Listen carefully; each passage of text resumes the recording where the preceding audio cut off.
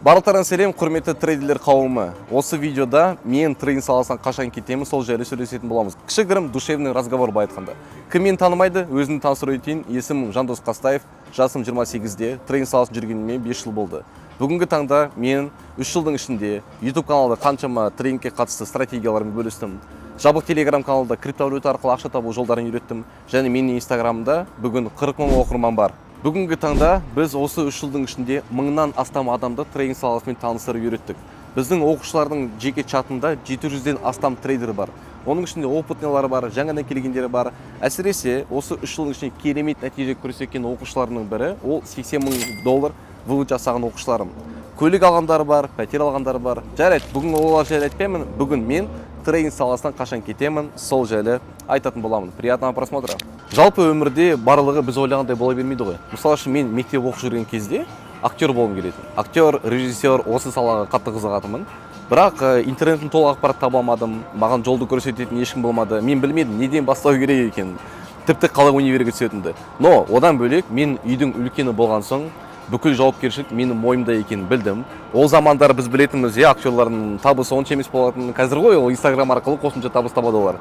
В то время такого не было. И вот үйдің үлкені болған соң мойнымда үлкен жауапкершілік бар. Яғни маған физика пәнін таңдап, желательно грантқа түсу керек. Желательно болашақта жұмыс жасап, әке-шешеме көмектесетін мамандық керек. Сөйтіп мен нефтегазовый делоға оқуға түсемін деп, НТ-дан 109 балл алып, Алматы қаласының политехқа оқуға грантқа түстім. Сөйтіп мамандық бойынша достар, мен нефтяникпін. Ең қызығы ол жақта да бәрі ойдағыдай болмады. Мені 3-ші курстан оқудан шығарып жіберді. Себебі мен сабақтан бөлек жұмыс жасадым. Кейбір жерде официант болдым, кейбір жерде грузчик. И соның кесірінен лейтенанттарға көп шығып, мені оқудан шығарып жіберді. Астана қаласына көшкен кезде мен келесі мақсат қойдым алдыма, до конца бітіріп, осы нефтяник болып шығамын деп.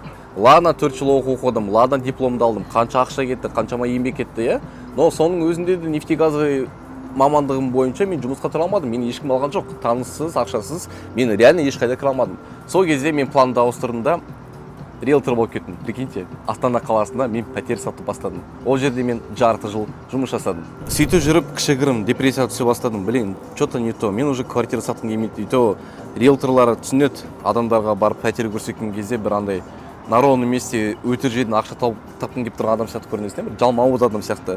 Соның барлығы бір кішігірім депрессияға келді де мен мектеп кезіндегі арманым орындалдым.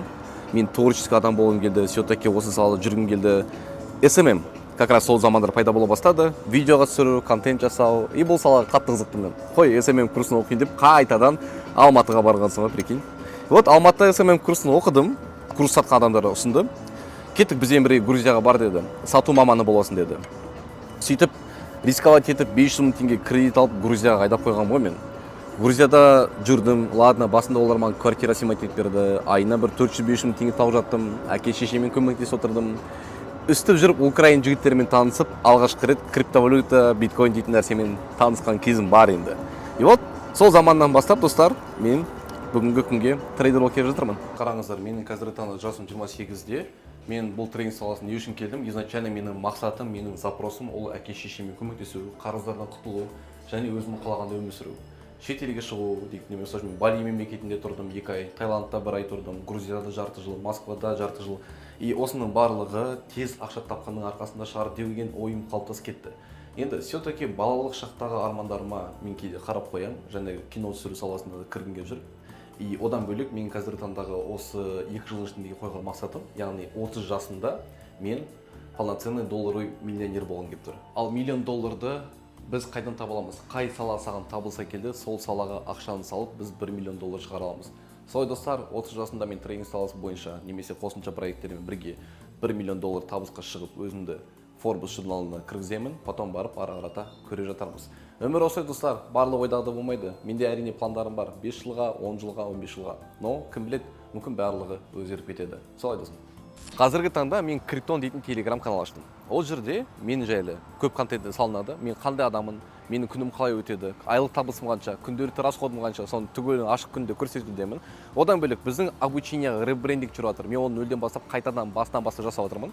Біздің видео сабақтардың качествосы қалай жасалынып жатыр, командамен жұмыс, кураторлармен собеседование, соны түгелі реальный примерде көрсетеміз. Одан бөлек өзімнің эксперттілігін дәлелдеу мақсатында мен $100 күніне 20 мың теңге табатын стратегияларды өзім сделкаға кіріп, ашып, практика жүзінде көрсетіп жатырмын. Қысқасы, тағы да бір мысал бар. Егер де сен қолындағы бар ақшанды 30 есе көбейтіп алғың келсе, саған альт сезонмен мемкоиндарға кіру керек. Сол жайлы ақпарат тоже криптонға салынады.